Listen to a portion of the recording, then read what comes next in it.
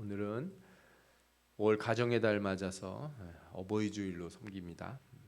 그래서 특별히 카네이션을 이렇게 다 달아주셨어요. 이 일이 어디서 시작됐는가? 왜 하필 또 꽃들도 많은데 하필 카네이션인가 하는 생각이 들었습니다. 어버이날 유래를 찾아보니까 영국에서 사순절 첫날부터 넷째 주 주일까지 어머니의 영혼에 감사하기 위해 교회를 찾는 풍습이 있었다고 하더라고요. 또 1907년경에 미국의 안나 자비스라는 여성이 본인의 어머니를 추모하기 위해서 자기 교회에서 흰 카네이션을 교인들에게 나눠줬답니다. 그러다가 1914년 미국의 28대 대통령 토머스 우드 윌슨이라고 하는 분이 5월의 둘째 주 일요일을 어머니 날로 정하면서 정식 기념일이 됐답니다. 미국에는 어버이날이 아니라 어머니 날이라고 불러요.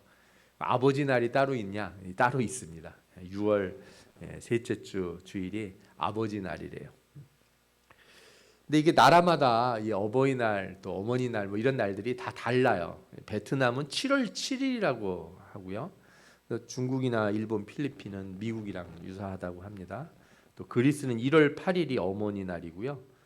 이날은 남자들이 다 집안일을 해야 된대요.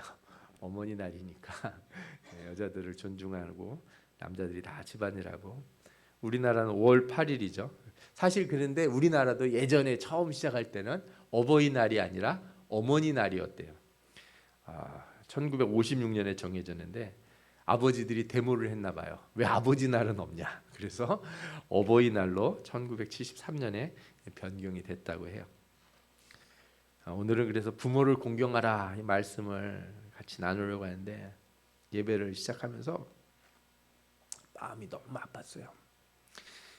자녀들을 잔뜩 앉혀놓고서 설교를 해야 되는데 어른들을 어버이들만 앉혀놓고 설교를 하려니까 제가 너무 하나님 앞에 죄스럽고 우리가 기도를 많이 해야겠다 생각이 들더라고요. 성경에서 사람이 제일 먼저 만나는 관계가 뭐냐? 물론 아담과 하와 만나는 게 첫 번째이긴 하지만 인간이 태어날 때를 기준으로 하면 부모를 가장 먼저 만나지 않습니까? 그래서 인간의 모든 관계의 첫 번째 시작이 어디서 시작하냐? 부모 만나는 것에서부터, 부모와의 관계에서부터 시작한다.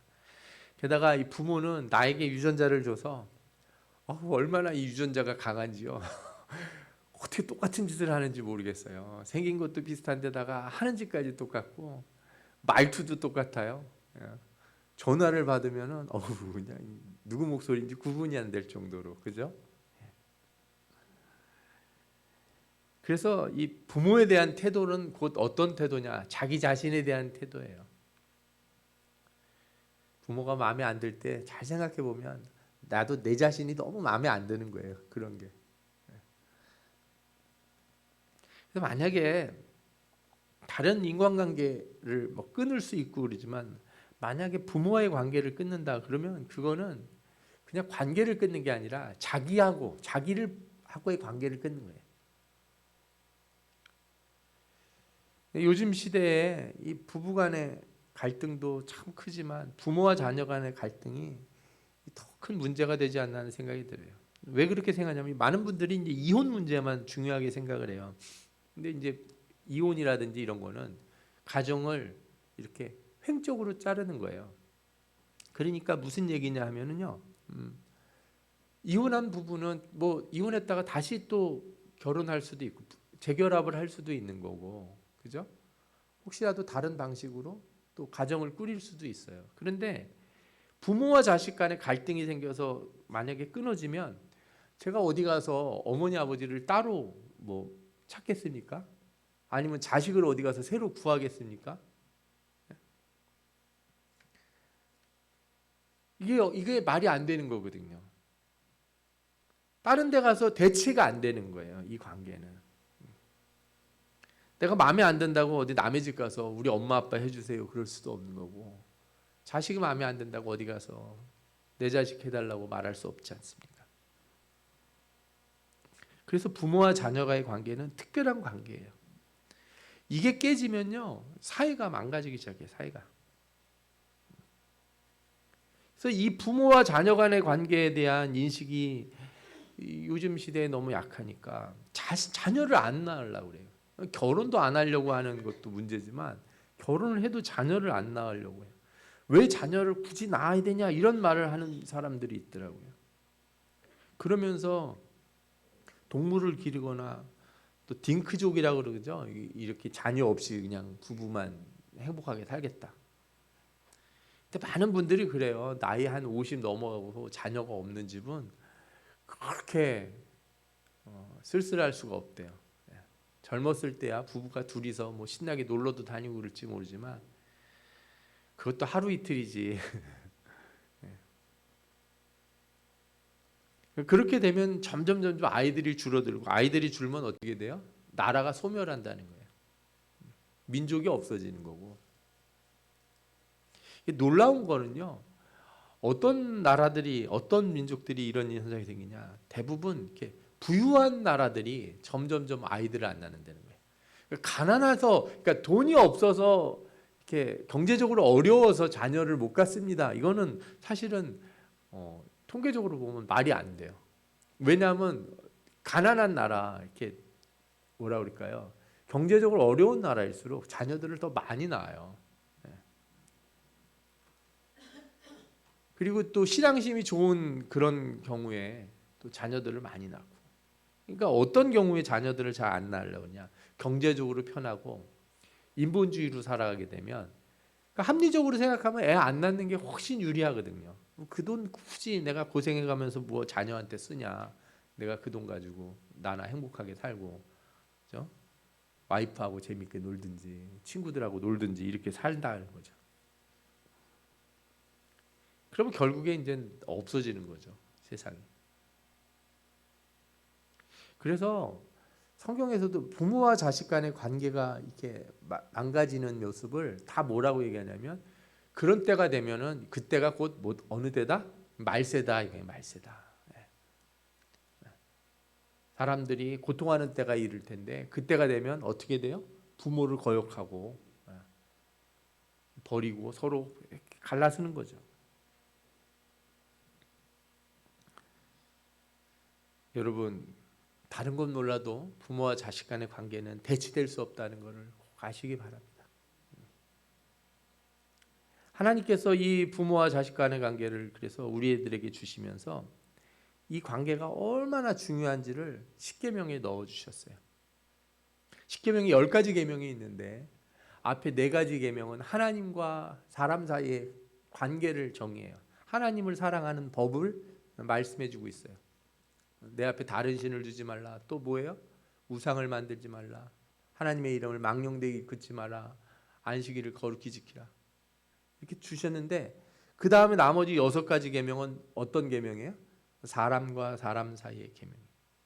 그런데 놀라운 것은 살인하지 말라, 간음하지 말라, 도적질하지 말라, 그 다음에 거짓 증거하지 말라, 또 탐내지 말라, 이렇게 계명들이 있잖아요. 이 계명들은 대상이 명시적이지 않아요. 무슨 얘기냐면 그냥 모든 사람에 대해서 그렇게 하면 안 되는 거예요. 대상이 명시가 안 돼 있는데 내 부모를 공경하라는 딱 대상이 정의가 돼 있어요. 그러니까 너의 부모를 공경하라, 정확하게 정의가 돼 있는 거예요.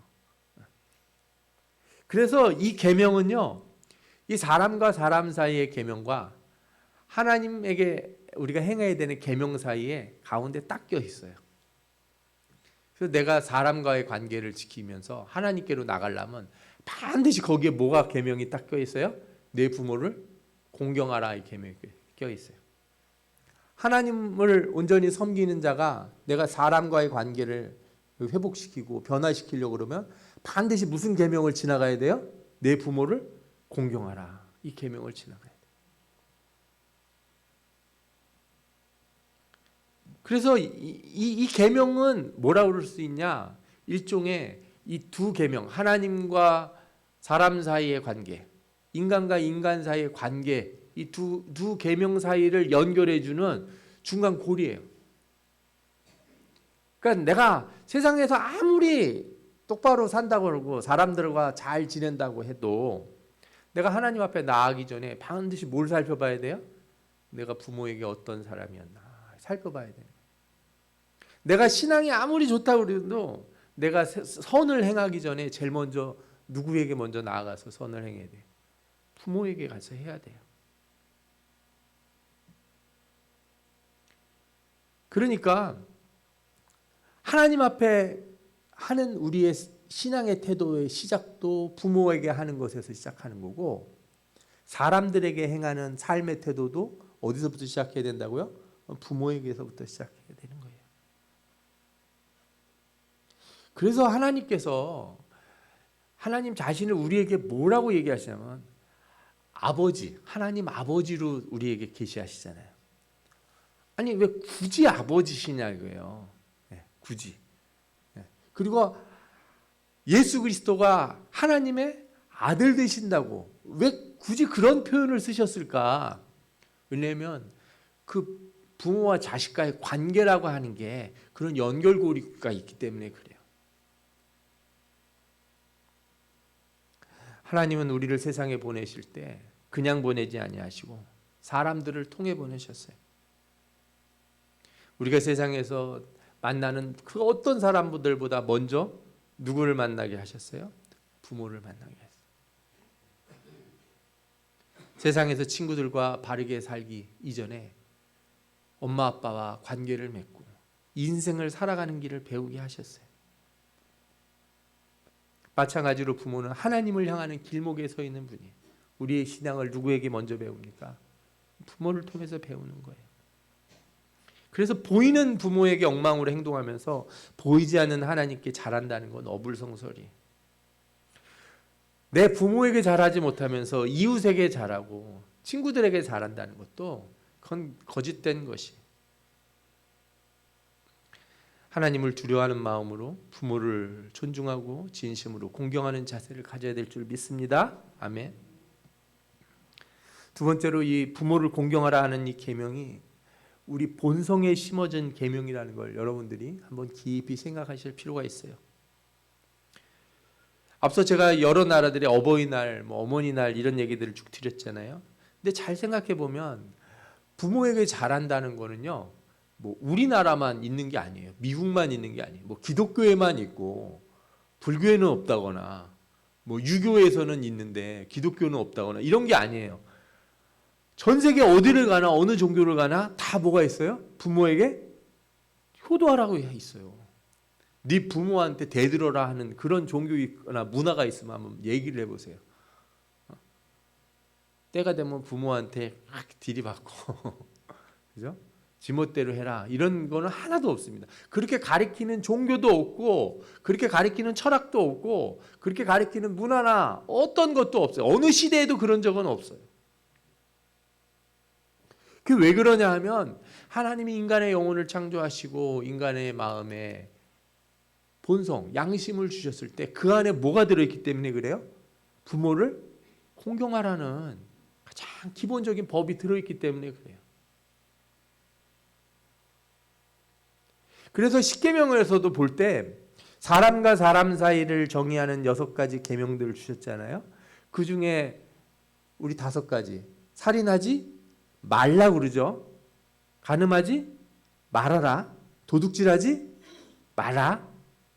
거짓 증거하지 말아라.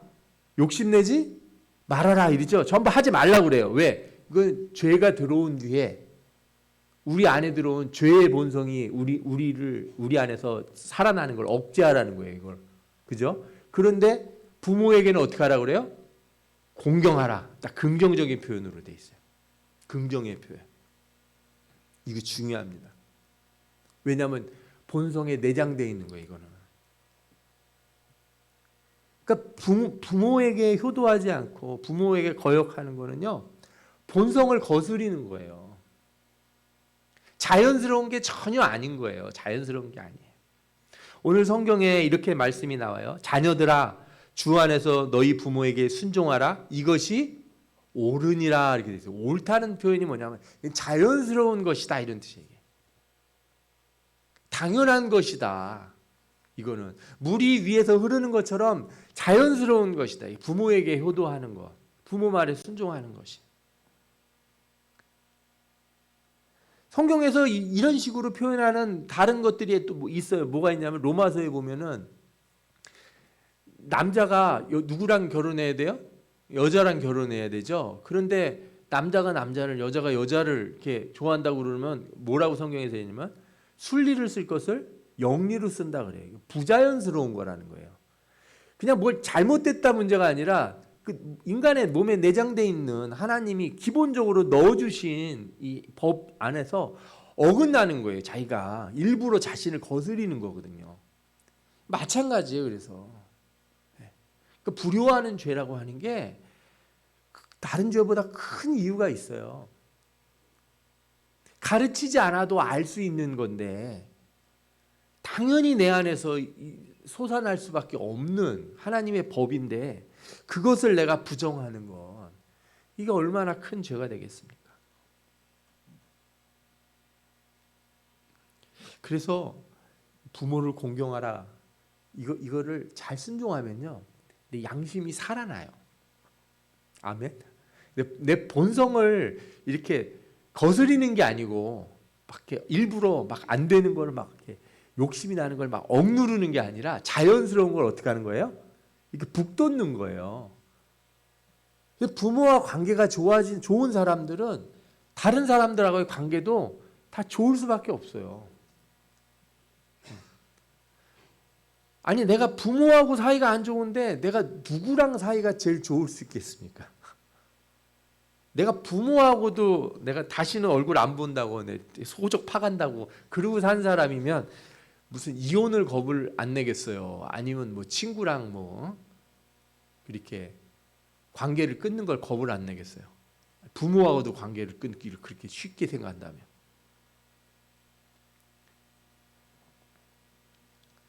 제가 개인적으로도 그러지만요. 제가 뭐 이거 좋은 얘기가 아닐 수도 있지만 제가 결혼할 때 저는 저희 집사람 뭐 워낙 이쁘고 다 좋지만 저는 집에 찾아갔을 때 처가에 갔을 때 그 어른들 장인어른부터 그 가족들이 다 모셔서 형제분들이 많아요. 전부 다 오셔가지고 이제 저희 집사람이 큰 집에 큰 딸이니까 이제 큰 사위잖아요. 왔는데 전부 다 나오셔서 이렇게 맞아주시는 거예요. 근데 제가 너무 그게 좋았던 거예요. 아, 이런 집 너무 좋다. 여러분들에게도 그런 말씀 드리고 싶어요. 자녀들이 결혼한다 그럴 때 부모에게 잘하는지를 한번 보라고 얘기해 주고 싶어요. 그런 말을 좀 자녀들에게도 좀 가르쳐 주시면 좋지 않을까 싶어요.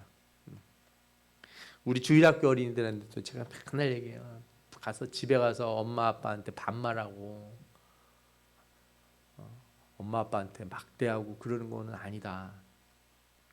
엄마 아빠가 존댓말 쓰는 거 이상하다고 그래도 너희들은 항상 존중하고 그렇게 해야 된다.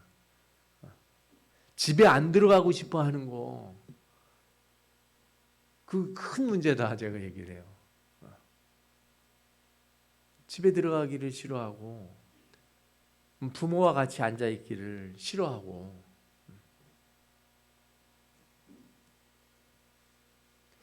그래서 성경에서는 이 자연스러운 본성을 거스리는 자가 자연의 법을 거스르는 거니까 자연적으로 뭐가 오게 돼요? 안 좋은 게 오게 된다는 말씀들이 있어요. 아비를 조롱하며 어미 순종하기를 싫어하는 자의 눈은 골짜기에 까마귀에게 쪼이고 독수리 새끼에게 먹히리라. 잠언서 30장 17절의 말씀이에요. 이 말이 뭐 새가 날아서 나를 쫓는다는 얘기가 아니라 골짜기 까마귀가 쪼이고 독수리 새끼에게 먹힌다는 말이 뭐냐면 객사한다는 거예요. 이게 길에서 정상적으로 무덤에 이렇게 죽어가지고 장례를 치른 사람한테는 이런 일이 안 생기겠죠. 부모를 떠나서 부모의 관계를 끊고 막 사는 사람들이 결코 세상에서 평탄한 삶을 살 수 없다는 것을 성경이 분명히 얘기해주고 있어요. 민수기는 더 의도적으로 부모에게 악을 행하는 자는 어떻게 하라고 그래요? 반드시 죽여서 죄악을 이 사회 가운데서 씻어내야 된다 이렇게 말씀해요. 만일 누구든지 자기 아버지나 어머니를 저주하는 자는 반드시 죽일지니, 여기서 저주한다는 말이 이제 히브리어 칼날이라는 뜻인데 가볍게 여기고 멸시하는 거예요. 여러분들 부모를 저주한다는 게 뭐 부모한테 욕을 한다는 표현이 아니라 부모 말을 너무 쉽게 여기는 거, 그렇죠? 이쪽 귀로 듣고 이쪽 귀로 흘러버리는 거, 의도적으로 무시하는 거, 이런 거를 하나님이 이거는 안 된다. 마음의 본성이 가르치는 것을 거부하면서까지 부모를 거역하는 악한 자가 되려고 하지 마시고, 하나님이 내게 심어준 창조의 원리를 따라 부모에게 순종하는 축복된 백성들 되시기를 축원합니다. 아멘. 예. 마지막으로 성경은 부모에게 순종하라 이렇게 말씀하시면서 이 계명에는 약속이 있다. 하나님이 이렇게 가르쳐주고 계세요. 성경에 있는 모든 계명들이 다 축복의 약속이 있죠. 말씀대로 순종하면 다 복이 됩니다. 그런데 이렇게 명시적으로 복을 이렇게 선언해 놓은 계명들이 많지는 않아요. 오늘 말씀에 뭐라고 하나요? 내 아버지와 어머니를 공경하라. 이것은 약속이 있는 첫 계명이니 이로써 내가 잘되고 땅에서 장수하리라. 아멘.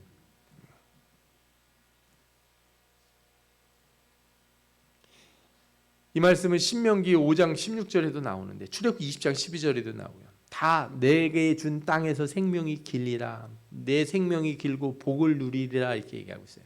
그러니까 생명이 길다는 거, 장수한다는 건 그냥 오래 사는 것만 아니에요. 여러분들 아무리 오래 살아도 병원에 누워가지고 그죠?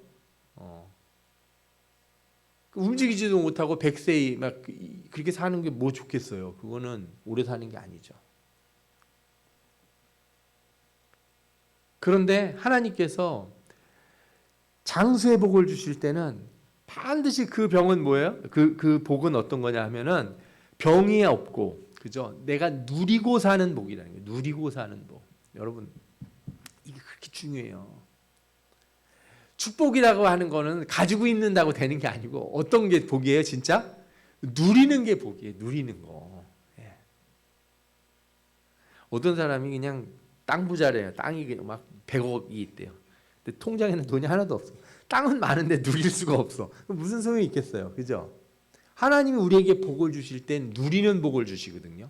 내가 오래 산다고 좋은 게 아니라 속 썩어가면서 속 썩고 막 그러면서 살면서 오래 사는 게 아니라 기분 좋고 행복하게 장수한다는 거예요. 저는 그럴 수밖에 없다고 생각이 들어요. 왜냐하면은 인생 살면서 제일 속상한 일이 뭐예요? 자식 걱정하는 거예요. 그죠? 네. 근데 자식이 뭘 제일 많이 보냐? 내가 부모에게 한 걸 제일 많이 봐요. 부모님에게 용돈을 드릴 땐 자식들 앞에서 드리세요. 여러분들이 그거 한번 해보셔야 돼요. 하나님 앞에 11조를 드리거나 헌금을 할 때도 자식들 보는 앞에서 하는 거예요. 내가 이렇게 한다. 하나님이 내게 복을 주는지 안 주는지 니들이 한번 봐라. 몰래 하지 마시고 어떻게 하라고요? 보여주라는 거예요. 내가 믿음으로 하고 있고 하나님이 내게 복 주신다는 거.